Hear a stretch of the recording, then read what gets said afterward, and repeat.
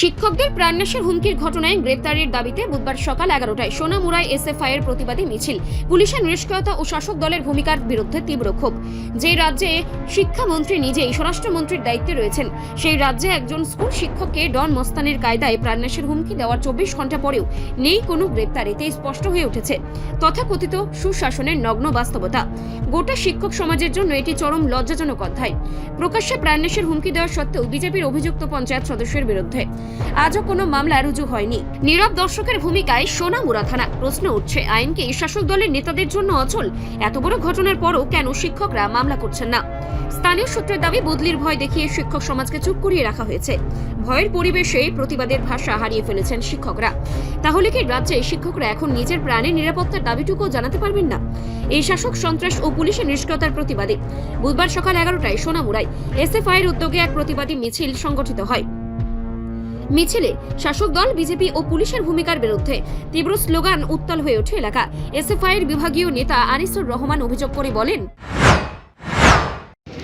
আমাদের আজকে এসএফআই সোনামুড়া বিভাগীয় কমিটির উদ্যোগে আপনারা সবাই জানেন, গতকালকে চন্দ্রাবাড়ি জেবি স্কুলে একটা অপ্রীতিকর অপ্রাসঙ্গিক একটা ঘটনা ঘটে যায়।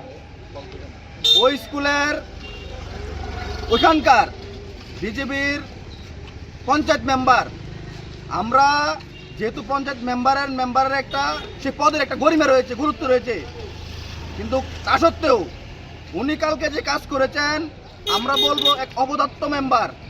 এই অপদার্থ মেম্বারের দ্বারা ওই স্কুলের আসবাবপত্র জিনিসপত্র ভাঙচুর করা হয় এবং স্কুলের শিক্ষককে প্রাণে মারার হুঁশিয়ারি দেওয়া হয়, হুমকি দেওয়া হয়। যে ঘটনা গতকালকে থেকে শুরু করে সমগ্র সোশ্যাল মিডিয়ায় সামাজিক মাধ্যমে ঘুরে বেড়াচ্ছে, আমরা সেই ঘটনা দেখার পরেই আমরা তড়িঘড়ি আজকে আমাদের বিভাগীয় কমিটির উদ্যোগে আমরা এক প্রতিবাদী বিক্ষোভ মিছিল আমরা সংগঠিত করি। আমরা বলতে চাই, রাজ্যের যে স্কুলগুলি রয়েছে সেই স্কুলগুলির মধ্যে 18 সালের পর থেকে প্রতিনিয়ত ছাত্রছাত্রীরা নিরাপত্তা সংকটে ভুগছে। প্রতিনিয়ত বিজেপির গুন্ডারা, নাম করা চুনুপুটি নেতারা, মেম্বার, বিভিন্ন বুথ প্রেসিডেন্ট থেকে শুরু করে প্রধান, তারা সেই স্কুলের মধ্যে হিংসাত্মক ঘটনা ঘটিয়ে যাচ্ছে। তারা চুনুপুটি নেতা, তারা গিয়ে স্কুলের সম্পত্তিকে নিজের পৈতৃক সম্পত্তি হিসেবে মনে করে কন্টিনিউ ভাঙচুর, লুটপাট সেই ঘটনা তারা করে যাচ্ছে। এই ঘটনারই প্রতিবাদ জানিয়ে আজকে আমাদের এই প্রতিবাদী মিছিল। শিক্ষকের সাথে আপনাদের কোনো যোগাযোগ হয়েছে না? কি অবস্থা, উনি মামলা করেছেন কিনা? এখন যেটা মামলা, আমরা সবাই জানি যে বর্তমানে এই রাজ্যের মধ্যে প্রশাসনিক ব্যবস্থা নাই বললেই চলে। থানার বড়বাবুরা বিজেপির চুন্নবুটির নেতাদের ইশারায় ওঠা বসা করেন, চলাফেরা করেন।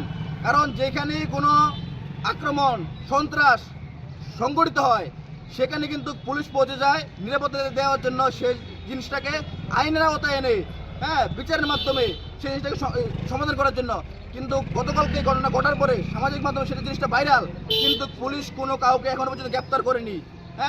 এই ঘটনার সাথে যারাই যুক্ত তাদেরকে অতি সত্ত্বর গ্রেপ্তার করতে হবে। এবং আমরা এসএফআই ভারত ছাত্র ফেডারেশন বলতে চাই, আপনারা সবাই জানেন গতকালকে এখানে টাউন হলে সোনামুড়ার মধ্যে এখানে উচ্চ শিক্ষামন্ত্রী কৃষি বর্মন এসেছিলেন।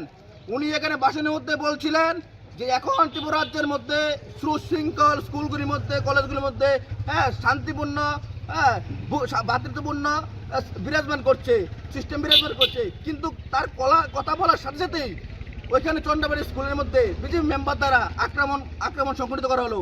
কিন্তু আমরা বলতে চাই, শুধু চন্দ্রাবাড়ি স্কুল নয়, রাজ্যের মধ্যে প্রত্যেকটা জায়গাতে, প্রত্যেকটা স্কুলের মধ্যে, প্রত্যেকটা কলেজের মধ্যে প্রতিনিয়ত এই বিজেপির নাম করা চুনুপুটি নেতারা, অপদার্থ নেতারা, তারা সংগঠিত আক্রমণ তারা গণিয়ে আনছে। তারা প্রতিনিয়ত ছাত্রছাত্রীদেরকে আক্রমণ করছে, তাদের যে পড়ার যে সিস্টেম, তার পড়ার যে পরিবেশ, সেটাকে তারা বিনষ্ট করার চেষ্টা করছে। এখন আমাদের সোনামুড়া থানার যে পুলিশ রয়েছেন, ওনারা এই বিষয়ে কোনো প্রতিক্রিয়া দেখাননি।